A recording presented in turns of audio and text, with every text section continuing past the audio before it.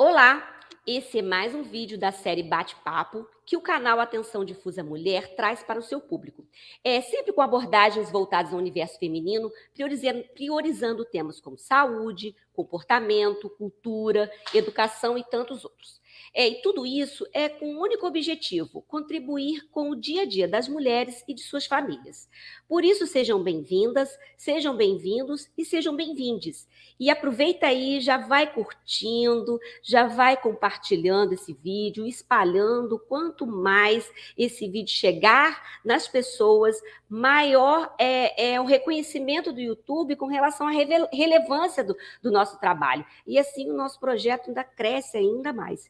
Então eu conto com vocês aí, com as curtidas, com os compartilhamentos e principalmente se inscrevendo quem ainda não é inscrito. E quem já é inscrito, a gente só tem a agradecer de fazer parte aí desse nosso universo. E nos siga também no Instagram, confere lá, o endereço está aí na tela, tem muita coisa legal lá também no Instagram. Então vamos ao vídeo.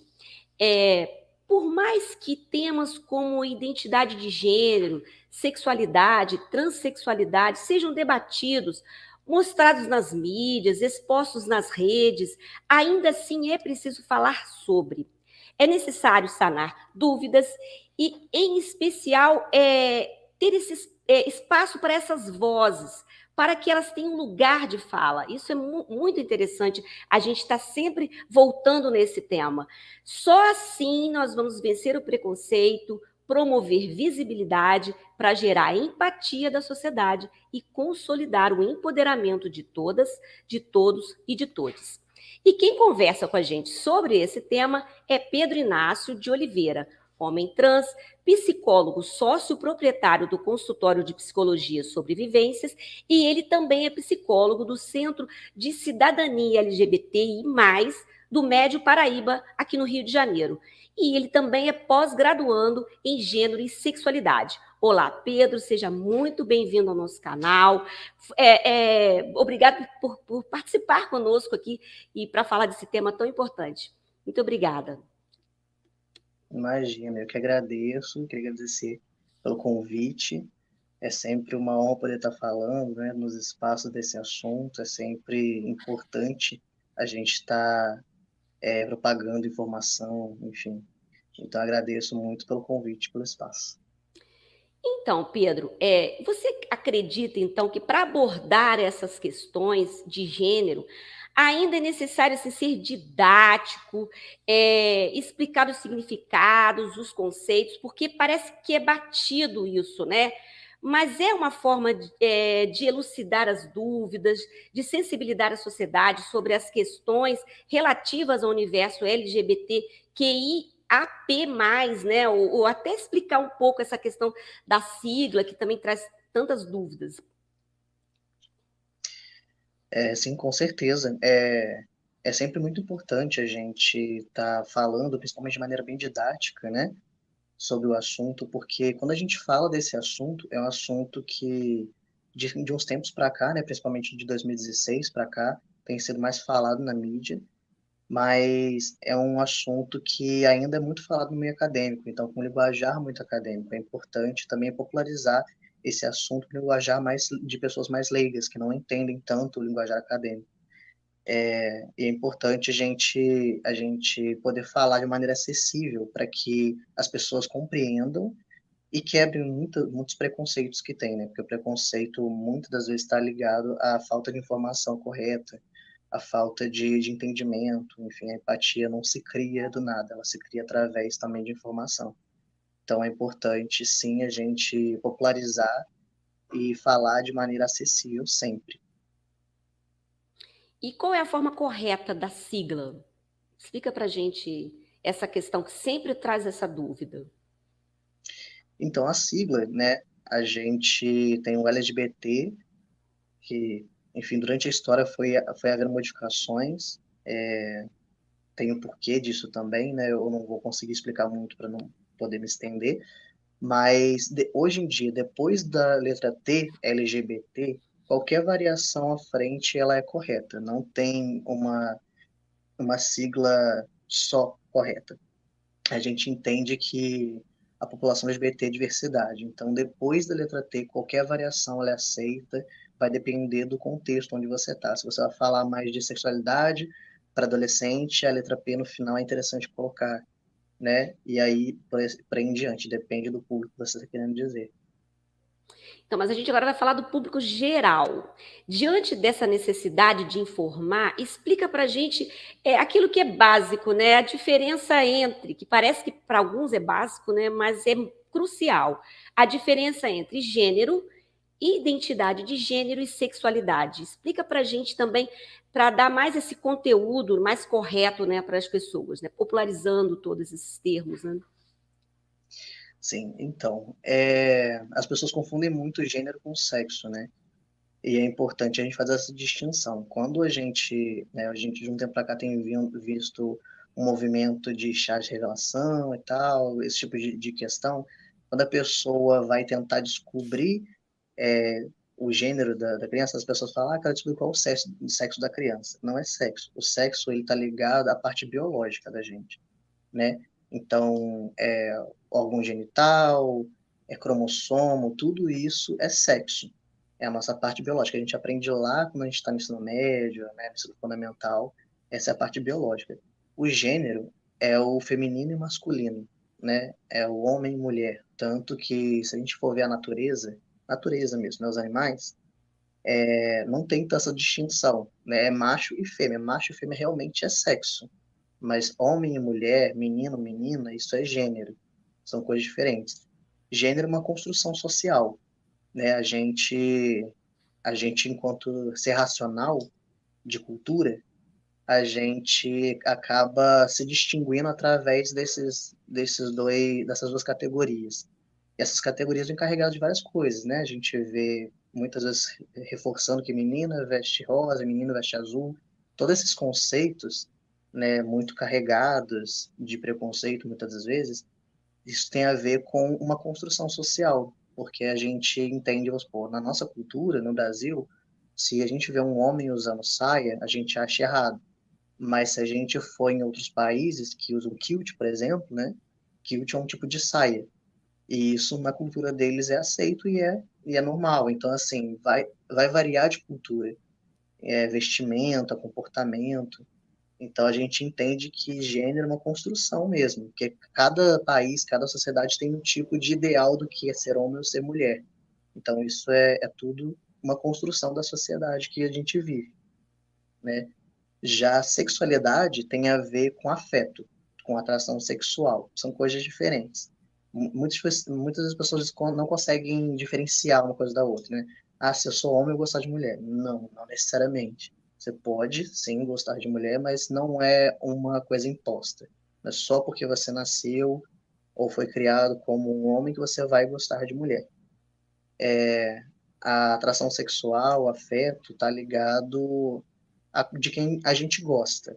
E gênero é quem a gente é, né? Então, são coisas diferentes. Elas trabalham juntas, mas são coisas diferentes. Sexualidade é hétero, homo, pan, bi, e gênero é homem, mulher, não binário. E não binário a gente pode até falar um pouco mais para frente, mas é um conceito um pouco mais extenso, para se dizer. Sim, o Pedro, e é legal essa desconstrução, né, de que homem usa calça ou saia. É interessante isso, porque é tão cultural isso, é tão legal desconstruir essas coisas que vão meio que compartimentalizando as pessoas, vão colocando as pessoas em quadrados, entendeu? Eu acho muito interessante a gente trazer essa discussão para desconstruir que muita coisa é cultura. Não quer dizer que é certo ou errado, não é isso? E continuando a nossa conversa com relação aos conceitos, e o que é a transexualidade? Ela já pode ser manifestada ainda na infância?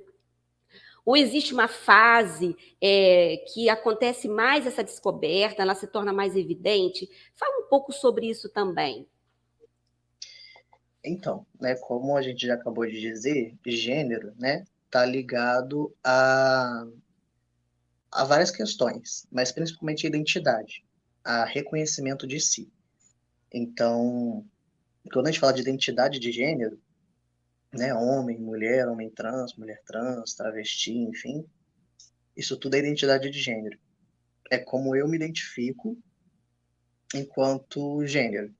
Então, uma criança, ela pode sim se reconhecer enquanto uma criança trans, né? Isso vai depender de como essa criança, do qual nível de consciência ela consegue ter de discussão de gênero, o exemplo que eu vou dar. Há uns tempos atrás, era muito difícil a gente falar tão abertamente sobre gênero e sobre sexualidade.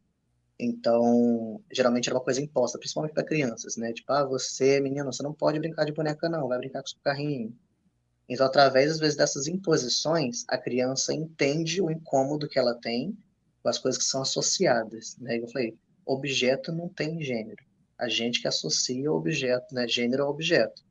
Então, boneca não é só de menina, menino também pode brincar. É uma coisa sem gênero, mas a sociedade impõe isso. Então, quando a criança não segue o padrão de imposição, que é isso a gente sente desde de criança, mesmo que a gente não ache que não, né? A gente sofre essa imposição desde criança, dentro de casa, na escola, enfim, vários setores da sociedade reforçam esse tipo de ideia. Então, quando uma criança entende que ela não se encaixa, vai depender do nível de conhecimento que ela, né, que é falado mesmo sobre isso, de abertura que vai ter com os pais, de falar, olha, eu não gosto disso, eu acho que eu sou assim, eu vi meu coleguinha, eu acho que eu sou igual meu coleguinha. Vai depender muito da criação, né, da abertura de poder falar de si, do reconhecimento de si, mas é muito possível, sim, uma criança se identificar. E a gente vem, de uns tempos para cá, vendo talvez isso de maneira um pouco mais ampla, pela essa abertura que a gente está acabando abrindo mesmo, criando para poder falar do assunto, né, independente de como foi, não como se fosse um tabu de, não, esse assunto eu não posso falar dentro da minha casa ou dentro desse local. É realmente dando abertura para a pessoa se expressar, falar de si. Então, a identidade é uma construção. A gente vê mais comumente lá depois da adolescência, né, que tem o desenvolvimento do corpo. Então, isso pega muito também para a pessoa trans, esse desenvolvimento corporal, e aí os incômodos com o corpo, com a associação também de ter que performar o gênero, né? O que é performar o gênero? Tem que vestir vestido, tem que fazer isso, tem que fazer aquilo. Isso também é muito mais cobrado na adolescência, pela questão social, de socialização. Então a gente vê mais comum da adolescência para a vida adulta, assim, a gente, né, é mais comum de ver, mas a gente vê em todas as fases da vida, né? Na infância, na adolescência, na vida adulta, na terceira idade, a gente vê esse processo independente da idade da pessoa.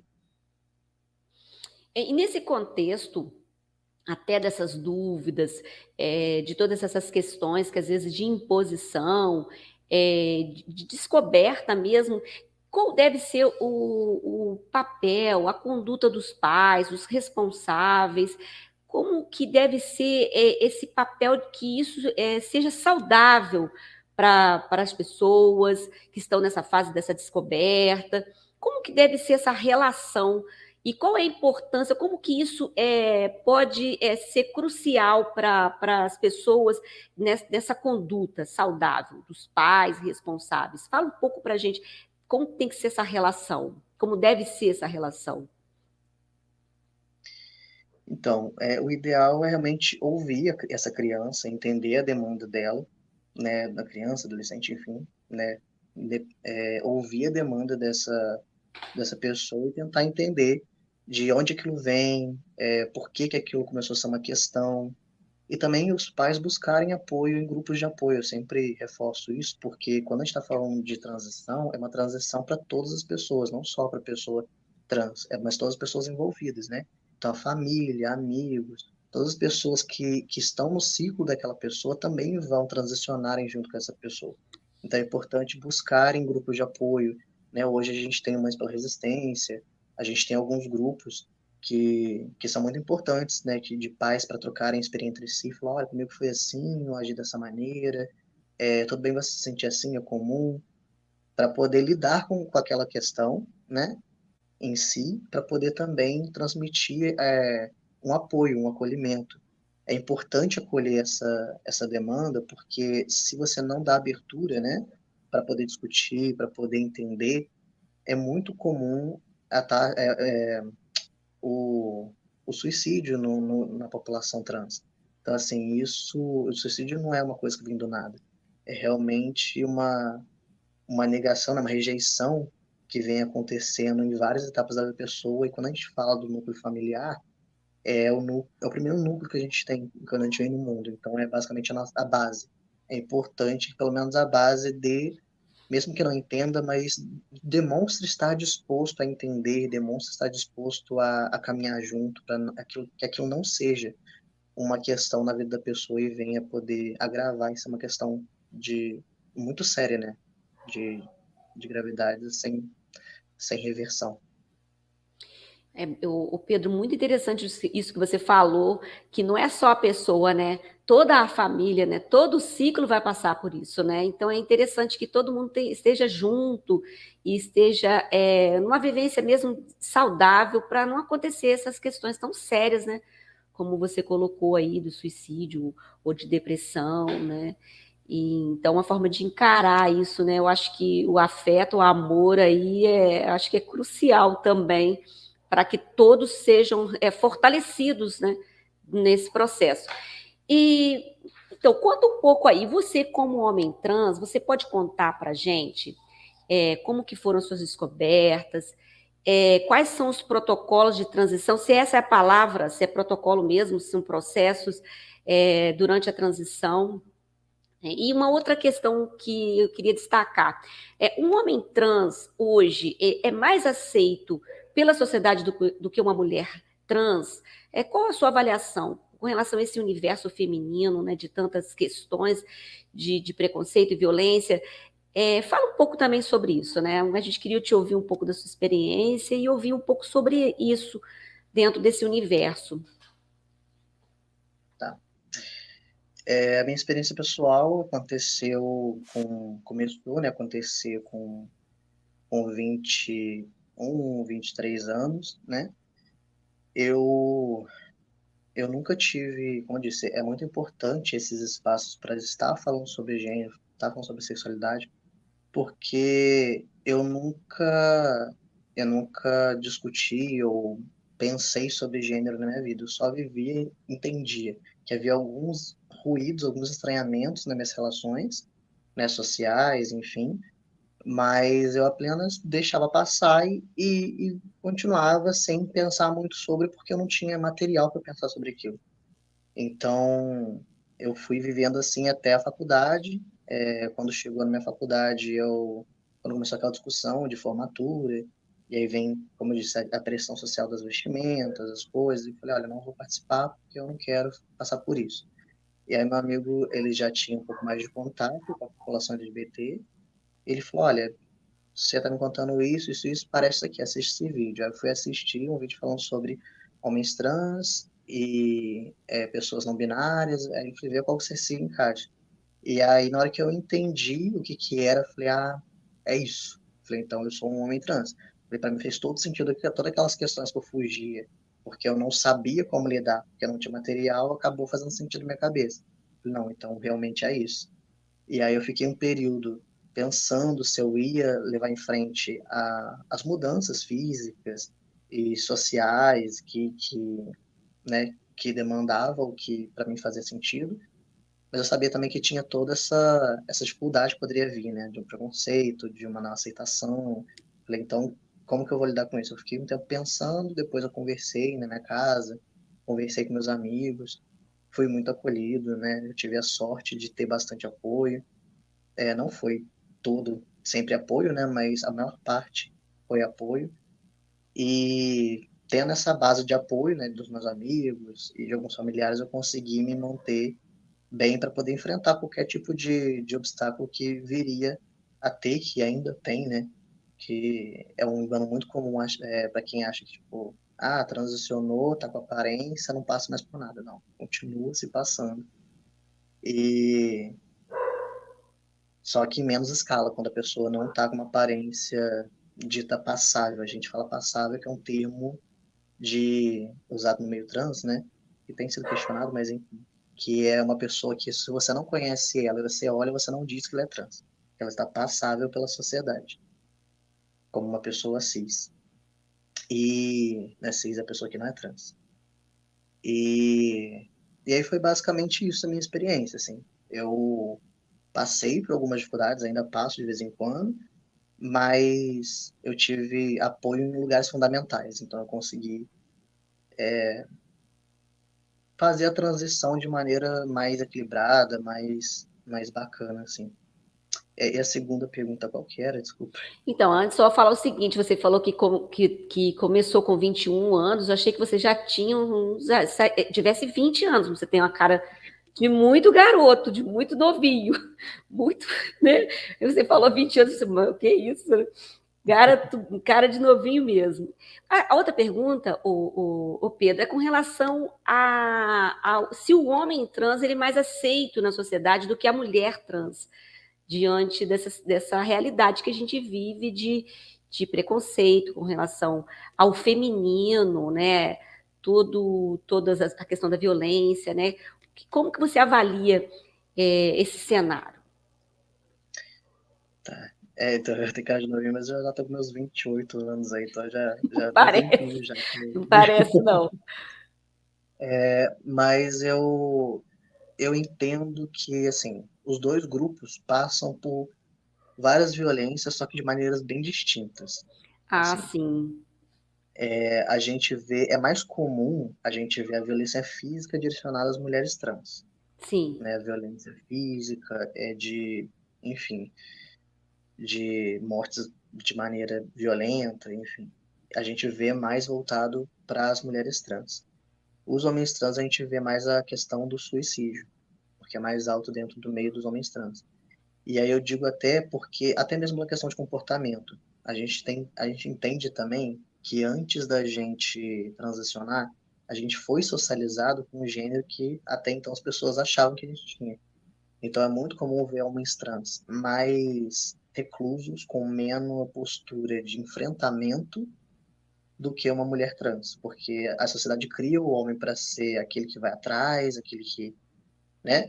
E aí a mulher trans, ela é socializada antes de transicionar como um homem, então ela é incentivada a bater boca, a isso, aquilo, e até pelas vivências, como, né, como eu disse, como há um direcionamento físico voltado mais para esse público, dependendo do grupo que a gente está falando, porque assim, mulheres trans e travestis podem vivenciar, não necessariamente, mas podem vivenciar realidades diferentes. Né? Depende do núcleo que a gente está falando, depende, vamos supor, se é uma pessoa trans com uma qualidade econômica melhor ou pior, ela é de onde? Qual é a cor da pele dela? Qual que é o nível de, de educação que ela teve? Ela foi até o ensino superior? Ela não fez nem o ensino médio? Assim, a gente está falando de várias coisas que agravam também essas violências ou não, né? No sentido de que a gente fala de marcadores sociais. Então, assim, quanto mais marcadores sociais você tiver, mais você vira um alvo. Então, assim, se você é uma pessoa não branca, se você é uma pessoa pobre, se você é uma pessoa LGBT, se você é enfim, várias questões têm esses agravantes, então depende muito. Mas como a gente entende também que essa socialização, de alguma maneira, ela fica pra gente, né? Por isso que a gente entende também historicamente, né? A gente vê desde, se a gente está falando assim, Stonewall, e aí eu tenho estudado muito também a realidade do Brasil, né? Da população LGBT no Brasil, se a gente pegar a época de ditadura, e antes disso, sempre as mulheres trans tomaram a frente, né? Elas que encabeçavam, as travestis sempre encabeçavam o enfrentamento. Então, isso historicamente também tem um contexto. Só que os homens trans, eles trazem muito para dentro as dores e as mulheres trans tendem a, né? Não estou dizendo que é uma regra, mas os homens trans tendem a ser mais reclusos e as mulheres também tendem a expor mais para fora. Então, todos passam por violência, mas de acordo com o modo de relação com essa violência, a gente entende que sofrem violências diferentes, mas todos sofrem violências. O Pedro, é interessante você destacar essas questões desses recortes sociais, né? Como que a situação vai se agravando, né? Com relação essa colocação em relação à classe, à cor de pele, como que isso vai piorando na nossa sociedade? A gente realmente tem muito o que fazer, né? Mas assim, vamos continuar nessa nossa questão mais didática, né? Podemos afirmar que a transgeneridade, né, essa palavra, ela engloba não apenas homens e mulheres trans, mas engloba também os não binários, as travestis, é, gênero fluido, agêneros, eu não sei se eu estou falando tudo certinho, tá? Você me corrige. Uhum. E Assim. explica um pouco mais para o nosso público essas denominações também. Uhum. Então, quando a gente fala de transgênero, a gente fala de termo guarda-chuva, né? É um termo guarda-chuva. Então, quando a gente fala pessoas trans, podem ser pessoas transbinárias, binário. Qual o conceito de binário? Homem e mulher, sim, não, preto e branco, é certo e errado. Essa ideia é como se tivesse só dois caminhos possíveis, né? O binarismo. Então, assim, a gente tem pessoas transbinárias, que são os homens trans, as mulheres trans, né? As travestis, enfim, pode ser até bem pensado, na verdade. E a gente tem os não binários. Os não binários são pessoas que não se encaixam nem nesse viés nem no outro. Ou se encaixam os dois ao mesmo tempo, ou ficam fluindo entre um e outro, né? Mas não é fixo em um desses caminhos, por assim dizer. E aí eu sempre, e uma coisa que eu gosto muito de falar é que assim, eu enquanto pessoa trans eu demorei muito para entender também o conceito não binário. Falei, tá, mas falei, como a gente vive numa sociedade tão binária, a gente pensa, tá, mas como que a pessoa não é nem homem nem mulher? Tipo, como assim, né? Então, uma coisa que eu acho importante a gente entender é o que diferencia a gente dos animais é a linguagem. Então, assim, a linguagem que permitiu a gente ser lido como racional, como que tem cultura, como que constrói coisa, tem perspectiva, se relaciona de maneira diferente. Então, a linguagem, ela, ela que cria a gente, ela que diz quem a gente é. Então, uma coisa que eu sempre pergunto, assim, é o que me define o que é homem. Ah, homem é isso, aquilo, aquilo outro. Tá, mas todo homem é assim? Toda mulher é assim? Então, assim, não tem uma coisa que define a gente. A única coisa que define a gente é a linguagem. Então, assim, eu sei que eu sou homem porque eu sei que eu me identifico na linguagem masculina. Assim, independente de como eu me visto, como eu performe, independente, eu entendo, né, com quem me relaciono, eu entendo que eu sou homem porque eu me sinto ofendido de uma maneira profunda quando me chamam no feminino. Isso qualquer homem vai sentir isso. Assim como qualquer mulher, seja cis ou trans, vai sentir muito ofendido se chamar no masculino. Então é a língua que define a gente. Então a pessoa não binária é uma pessoa que não se sente representada, que não se enxerga dentro nem do masculino nem do feminino. Então não quer nem que chame de homem nem de mulher, nem de ele nem de ela. Por isso que muitas vezes é necessária a linguagem não binária. Então, assim, a linguagem não binária está para abarcar essas pessoas que não se enxergam dentro dessas duas linguagens. Quer dizer que toda pessoa não binária vai usar a linguagem neutra? Não. Como eu disse, tem vários tipos. A não binária também é um termo guarda-chuva. É um termo onde tem os agênero, gênero fluido. Tudo isso é não binário, mas são variações desse não binarismo, E né? falar disso já também é um avanço, né, o Pedro? Já falar disso, já explicar, né? Até para as pessoas já começar a entender esses aspectos, né? Que a gente tem que vencer essas dificuldades aí de ficar preso, né? Essas questões, né? Sim, não. Então a gente realmente tem que se abrir. Acho que falar nisso já é um avanço também. E falando de avanço, até pouco tempo a transexualidade era classificada como um tipo de transtorno de identidade de gênero. Mas hoje não é mais assim definida, né? Que também já é um avanço, né? Então, fala um pouco mais sobre essa mudança e aponta também para a gente, Pedro, outros avanços, outros benefícios, as conquistas, né, na luta, né, desse público. Fala um pouco mais sobre isso para a gente. Sim. Então, como eu disse, o assunto começou a ser mais popularmente falado de 2016 para cá, com mais intensidade. Mas há muitos anos já que o movimento tenta reivindicar várias coisas, e foi só em 2018 que saiu Enquanto Doença, né, do CID-10, que é o livro de patologias, que a gente conseguiu tirar desse livro como doença. E aí tirar como doença acarretou em várias conquistas que, por conta desse livro, né, desse termo, taxado como doença, não era permitido ter. É como uma pessoa trans antigamente, para poder trocar os documentos, ela tinha que passar por um juiz. Esse juiz, ele pedia comprovação de que a pessoa era realmente trans. Então tinha que reforçar os estereótipos, assim, se um tempo atrás, né, se antigamente eu fosse querer trocar meu documento, eu ia ter que ter aparência masculina, agir de maneira masculina, é tudo isso muito entre aspas, mas reforçar esse comportamento para provar que eu era homem e ter um laudo do psiquiatra, do psicólogo, para poder dizer que eu realmente era, para validar minha identidade, porque era lido como doença. Então, se era doença, era um lugar de não autonomia, né? Então, assim, a pessoa trans não tinha autonomia para poder dizer se era trans mesmo ou não. Para ela se dominar trans, a outra pessoa tinha que dizer se era ou não. Então, quando tirou isso, a gente pôde ver o avanço em 2018 mesmo, né, do cartório, né, de implementar essa mudança direto nos cartórios, não precisar mais passar por um juiz para poder trocar os documentos. Isso deu um avanço imenso, né? E depois, em 2019, a gente viu a equiparação, né, da LGBTfobia com racismo, né, na lei de racismo. Então, hoje em dia, depois de muita luta, a gente conseguiu implementar isso enquanto lei, né? Não sei, é uma discussão se é o ideal dessa maneira ou não, mas acredito que é o primeiro passo muito importante para a gente já implementar, né, de fazer se cumprir a lei, mas ainda há muito que avançar, com certeza, né? A gente tem essa conquista da retirada do nome, dos cartórios, da lei, mas ainda na prática a gente precisa avançar em muita coisa, né? Então, a gente também tem,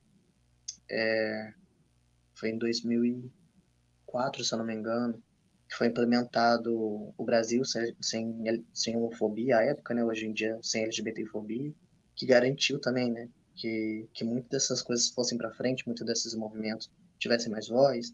Então, a gente ainda tem alguns pontos para avançar, né? Tipo, de realmente fazer, porque hoje em dia os dados que a gente tem, que eu posso trazer depois, que acabei esquecendo de falar Então, sobre eu ia até as pedir para você conquistas. falar um pouco sobre isso mesmo, porque assim, existem esses avanços, mas ainda há muito que se avançar, né? Há muito que se Sim, conquistar com relação ao preconceito, principalmente com relação à violência, que é uma realidade muito grave no Brasil. O Brasil, infelizmente, é uma referência nesse sentido de ser um país que mata, né, pessoas LGBT, que ia mais, né, dentro de toda essa realidade. Então, assim, apesar dos avanços, ainda tem muito que se avançar. Né? Eu acho que essa questão da violência é muito grave. E sim. outros aspectos que você trouxe também, a questão do suicídio, né, e tal. E quais são as estatísticas? Você teria estatísticas para dizer para a gente com relação a isso? E quais são Sim. os caminhos que ainda faltam, né, para a gente seguir nessa superação? Sim, então, eu trouxe eu vou nesse mês de ler aqui, porque eu não vou saber de cabeça, mas tem alguns dados, e todos esses dados são levantamentos de movimentos sociais, né, que é o Grupo Gay da Bahia, o ANTRA, são organizações que levantam esses dados. E aí é importante a gente também fazer se cumprir a lei para que isso seja um dado de governo também, não só de instituições, que é muito importante ter questões, sim, mas é importante também ter isso para poder criar mais política pública para a população, para poder fazer garantir mesmo. E aí alguns dados que a gente tem é de 2020, né, do ANTRA.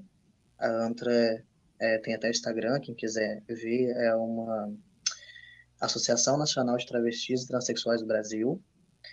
Eles fizeram um levantamento de 2020 que foram assassinadas 150 pessoas trans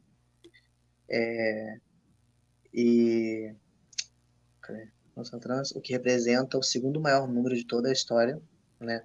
Pouco abaixo de 179 registrados em 2017.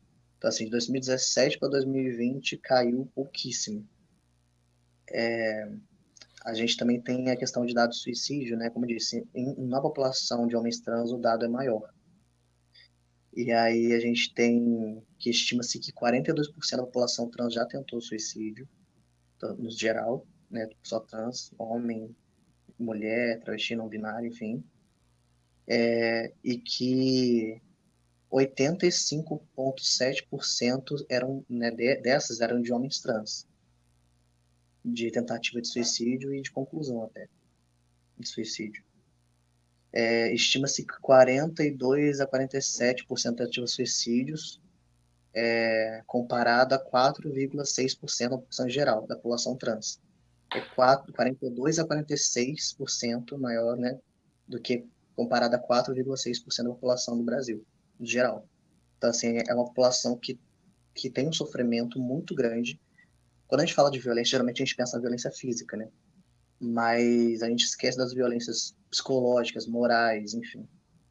E quando a gente está falando de população trans, a gente está falando de uma população que vive isso em vários momentos da vida. Como eu falei, infelizmente, na nossa cultura ainda é muito enraizado o preconceito. Então, há várias instituições que reforçam, né, em pequenas falas, em pequenas linhas de pensamento.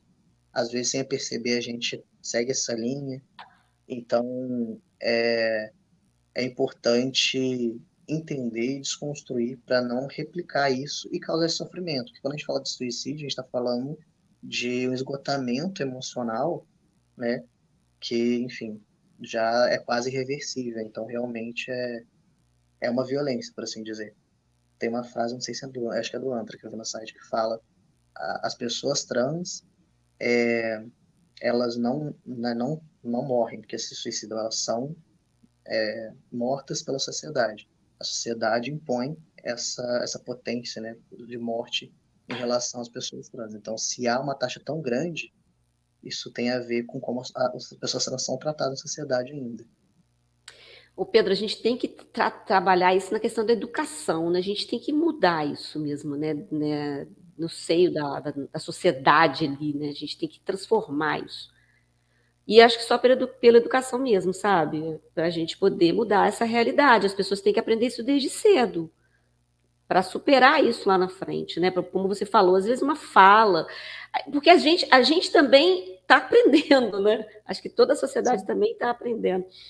E uma coisa importante, Pedro, as datas alusivas a esse universo, elas também ajudam muito na conscientização. Inclusive, nós temos no canal um vídeo sobre o dia do orgulho LGBTQIA+, é um vídeo que nós temos no canal, vale a pena ir lá conferir e ver, que também fala muito sobre todas as questões. E porque é uma data que resgata uma história de luta. Isso é muito interessante, muito bacana que isso começa lá atrás, né? E chegou até aqui porque muita gente lutou e se engajou e procurou melhorar, né? E lutar por essas mudanças. Então, e agora no dia 29 de janeiro foi celebrado o Dia da Visibilidade Trans.